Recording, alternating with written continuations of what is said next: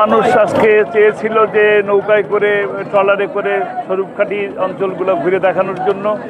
আমরা দেখতেছি আমাদের কাছে নানান ধরনের অভিযোগ আছে যে নদী ভাঙনের ব্যাপার আছে। আমরা ইনশাল্লাহ দেখব, এটা সচক্ষে এটা অনুধাবন করব।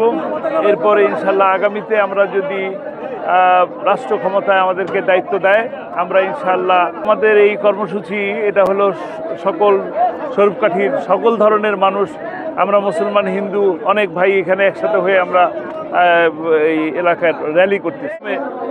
এলাকার মানুষজন ঘুরবে আর কি, পুরো স্বরূপকাঠি এলাকাটা ঘুরে আমরা দেখবো ইনশাআল্লাহ।